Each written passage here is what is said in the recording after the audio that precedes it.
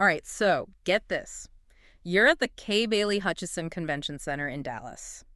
It's March 1st, 2025. And man, the energy is insane. It's the NCA All-Star National Championship, like the Super Bowl of cheerleading, Hmm. thousands of athletes, their families, the roar of the crowd, months of work, everything comes down to this. It's intense. It is. But then, boom, a sound, and suddenly everybody's moving, rushing, and it's just total chaos. It's wild how quickly things can shift. Right. So that's what we're diving into today, the NCAA championship panic. Like, how did this moment, this perceived danger, just turn everything upside down? Yeah, and the thing is, it wasn't some huge event that caused it. It was something really small, actually. An altercation, just two people that got out of hand. Oh, wow. And during it all, they knocked over some poles, Mm-hmm. and that bang, it echoed through the whole convention center. Okay, so just a loud noise. But, I mean, in that environment, with everyone already on edge, it was enough to, like, set everyone off? Exactly. Imagine it. You're packed in, the energy's high, your senses are overloaded. Then there's a loud, unexpected sound. Your brain, especially in that state, it's going to interpret it as a threat. Right, fight or flight. Exactly. So people's fight or flight kicks in. What happens next? Did everybody just immediately think it was, like, gunshots? Well, we can't know for sure what everyone thought. Yeah. But eyewitnesses said that sound, the poles, plus the whole context of the event, it led a lot of people to believe shots had been fired. And once that idea gets out there... Oh, man, it spreads like wildfire. Exactly. So it's pandemonium. People are running, trying to get away from what they think is an active shooter situation. That's terrifying. It's like that experiment where they put a bunch of people in a room and then one person starts freaking out and then suddenly everyone's panicked. Oh, yeah. Is that kind of what happened here? Like this mass hysteria almost? That's a great comparison. Panic, it has this powerful social element to it. We look to others for cues on how to act, especially when we don't know what's going on. So when you see people running, screaming, your brain says, danger, even if you haven't actually seen anything yourself. Wow. So even if you were calm at first, seeing others panic can actually make you panic too. It can. I wonder how many people were actually hurt in all the chaos. 10 people had to be taken to the hospital.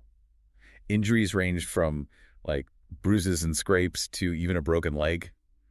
Probably from getting trampled in the rush. Oh, geez. Shows how fast panic can turn dangerous, even when the initial threat wasn't real. And think about the emotional toll, too. Imagine being separated from your family in that kind of situation, not knowing if they're okay. Did the organizers have, like, a system to help people find each other? They did. They set up a family reunification center at the convention center, which is pretty standard for emergency response. That detail, though, it really tells you how chaotic things were. Yeah. That's intense. Just waiting, not knowing if your loved ones are okay.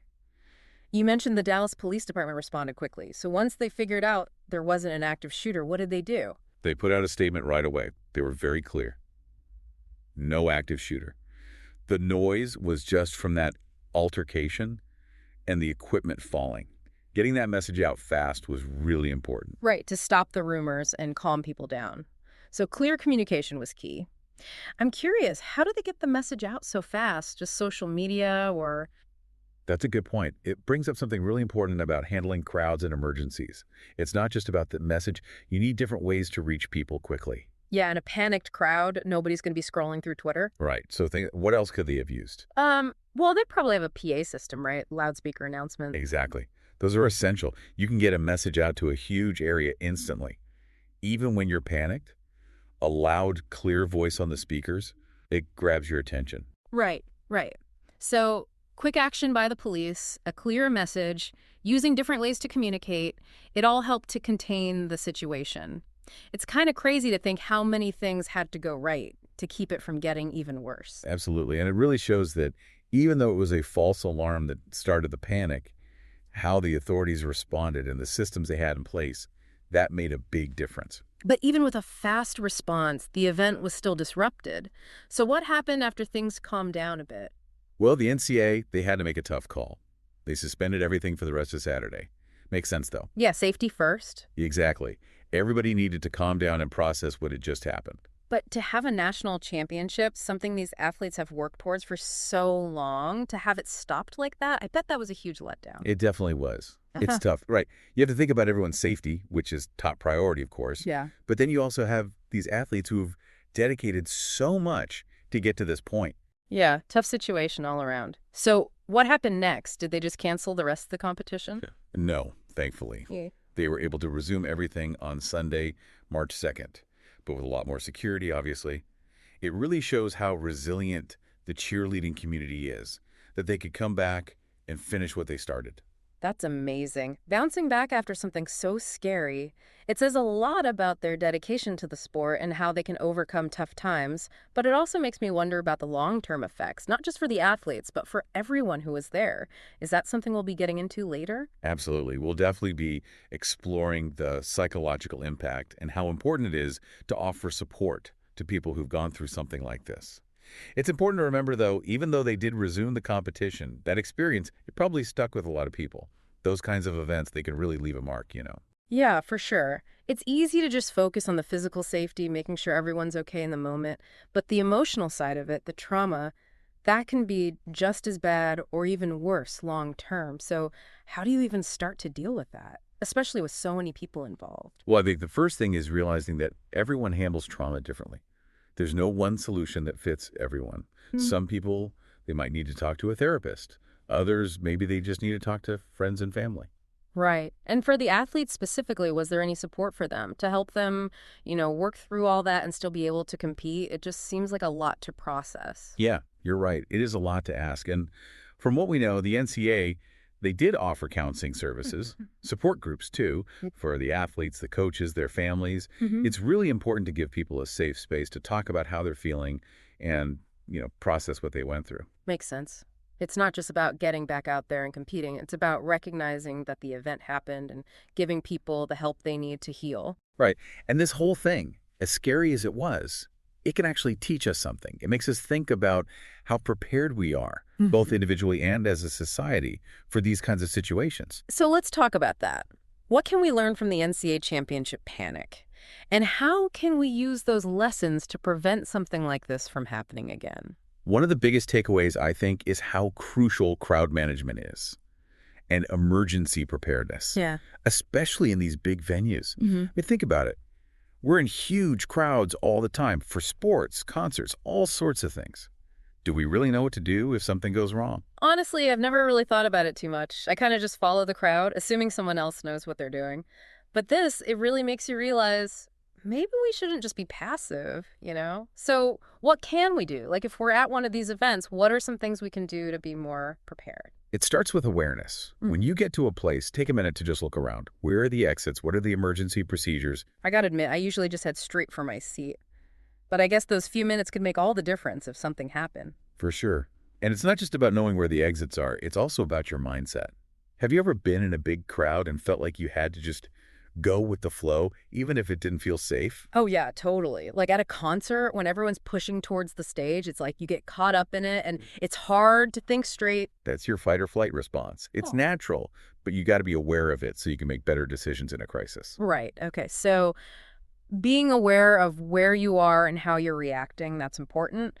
But what about the people who organize these events?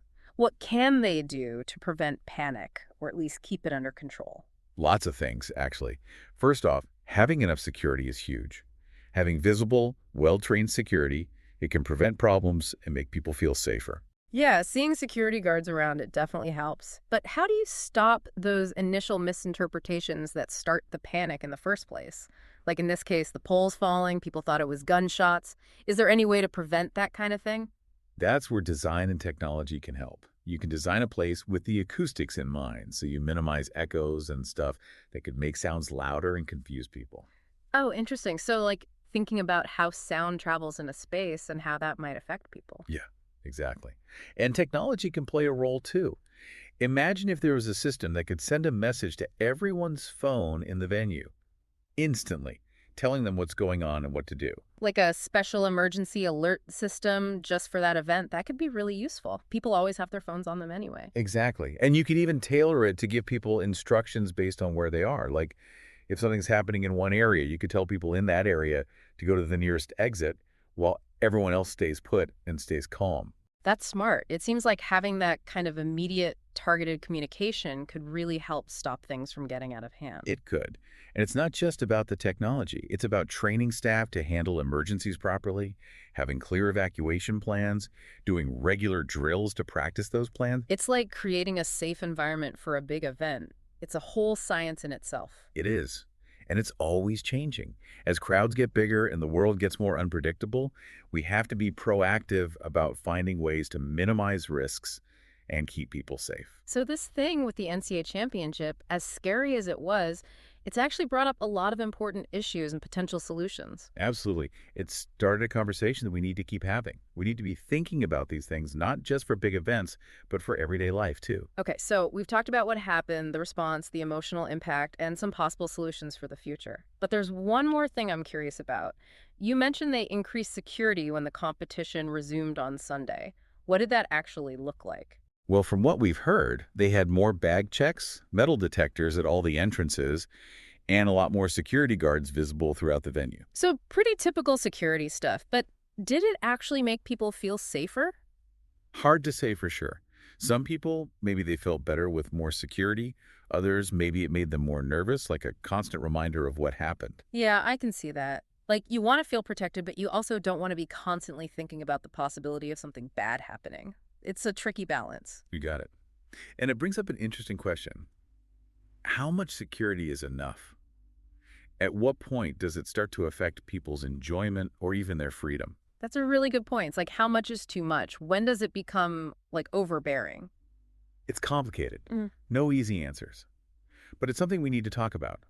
As technology gets more advanced and the world gets more connected, we have to find ways to use that technology to our advantage, but without sacrificing individual liberties. That makes sense. It's like, we don't want to live in a world where we're constantly being watched and controlled, but we also want to feel safe, you know? Exactly. And I think the NCAA championship panic, it can actually help us make positive changes.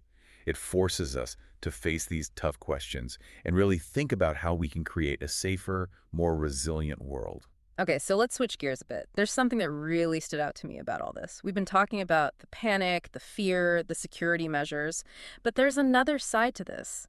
The cheerleading community, they were so resilient. Absolutely. Amidst all the chaos and fear, there were also countless acts of kindness, courage, people helping each other out. Yeah, like the athletes coming back to compete the next day. That takes guts. It's like they refuse to let fear win. It is. And it shows how powerful community can be, how people come together when things get tough. Think about it. These athletes, they'd trained for months, some for years, for this moment. And then boom, everything's different. Yeah, their world got flipped upside down. But they didn't give up. They supported each other, rallied together, and found a way to keep going. It's a great reminder that even when things are really bad, there's always hope. Always that potential for human connection, for resilience, for overcoming challenges. It's inspiring. Were there any specific stories or examples of this resilience that really stood out to you? Oh, definitely. Tons of stories of athletes comforting each other, parents protecting their kids, complete strangers helping each other to safety. Like, even in all the chaos, the best of humanity came out? Gives you a little bit of faith in people, doesn't it? It does. It reminds us that even when we're scared and things are uncertain, we can still be strong, compassionate, and come together. So this incident, as scary as it was, it also showed us how strong the human spirit can be. Exactly. And something we shouldn't forget, because as we deal with a world that's increasingly complicated and unpredictable, we need that resilience, that sense of community, more than ever. Okay, so we've talked about being prepared, the importance of security, and how incredibly resilient the cheerleading community was. But this deep dive, it's not just about understanding what happened, it's about taking those lessons and applying them to our own lives. You're absolutely right. So let's turn it over to you, the listener. Imagine you're at a big event, like a concert, a game, even a crowded mall. Knowing what we know now, what would you do to stay safe and make sure the people around you are safe too? That's a great question to think about. And it's not just about big events, right? Like this kind of awareness, this preparedness, we can use it every day. For sure. It's about paying attention, being observant, and having a plan. It's about shifting our mindset, going from reacting to things to actually being proactive about safety. Exactly. And that's where I think the conversation needs to go from here, this deep dive. It's just the beginning. So let's keep the conversation going. What are your thoughts? What have you learned from this? What are you going to do to be more prepared, more resilient in your own life? We'd love to hear from you. You know, it's kind of wild how this whole conversation has like evolved, right? We started with this really scary incident, the panic and everything, but now we're talking about hope and resilience and like the power of community. It's almost like finding a positive takeaway from something really negative. Yeah, it is. And that's what's so cool about these deep dives. You know, we start with one specific event, but then it opens up all these other questions and ideas and like connections. And at the end of the day, it's about giving you, the listener, the knowledge and tools you need to understand and deal with the world around you. So let's kind of bring it all together. We've covered a lot today, from what actually started the panic to how important crowd management is, and then the incredible resilience we saw from the cheerleading community. What are some of the big things you hope our listeners take away from all this? Well, I think the first thing, and this is huge, is just how important it is to be aware of your surroundings, not just in big crowds, but all the time. It's about being present, paying attention, and having a plan. Right, not just going through the motions, but really thinking about where you are and what could happen. Exactly. And the second thing, I think this episode really showed how crucial clear communication is when it comes to stopping panic. Whether it's the authorities getting the right information out or people letting their loved ones know they're okay, clear and quick communication can be like a lifesaver. Yeah, it's about cutting through the noise, literally and figuratively, and making sure everyone has the info they need to make good decisions. Exactly. And then lastly, I hope this deep dive has left you, the listener, with a feeling of, hope and a sense of your own strength. We've seen that even when things are scary and tough, people can be incredibly resilient. We can support each other, overcome obstacles, and make the world a better, safer place. So, as we wrap up this deep dive, I think a good question for our listeners to think about is, we've talked about being prepared for the unexpected, but what about those times when something happens totally out of the blue? Like, what can you do in those few seconds when that fight or flight response kicks in and your brain's not really thinking clearly? That's a great question. It's something we can all practice, even in small ways. Think about it. Have you ever been startled by something, like a loud noise or someone suddenly appearing? How do you usually react? Oh, yeah, I definitely jump. My heart races and I feel like running away. That's your body's natural response. Yeah. But the cool thing is, we can train ourselves to pause, even just for a tiny bit, before we react, to breathe, look around, and then choose a smarter way to respond. So it's like building up those mental muscles to resist that initial panic, creating a little space between what happens and how we react. Exactly. And it's not about ignoring your emotions or pretending you're not scared. It's about recognizing those feelings and then deciding how you want to act. Like taking control of your fear instead of letting it control you. You got it. And it's a skill you can get better at over time. Start by noticing how you react in everyday situations. When you feel that rush of adrenaline, take a breath and tell yourself you have a choice. That's really powerful. And it's a perfect way to wrap up this deep dive. Thanks for joining us as we explored the NCA Championship panic. It's been quite a journey, going from fear and chaos to resilience and hope. It's been great. And remember, the more you know about yourself and the world, the better you can handle whatever comes your way. And the better you can help create a brighter future. Today is your lucky day. Today is the day that our $3 website works for you, paying you directly to your PayPal daily. Imagine $3 ongoing continuous payments to your PayPal account. Imagine falling asleep and waking up to $300 in your PayPal account. How would this make you feel? How could this help you? What bills could you pay? What kind of fun could you have? What does that retirement look like now? All for a one-time payment of $3. This website is DFY done for you, fully built and completely hosted, and never stops collecting payments for you. You have spent $3 on coffee on a regular, but that coffee won't help you create multiple streams of income. Click the link below.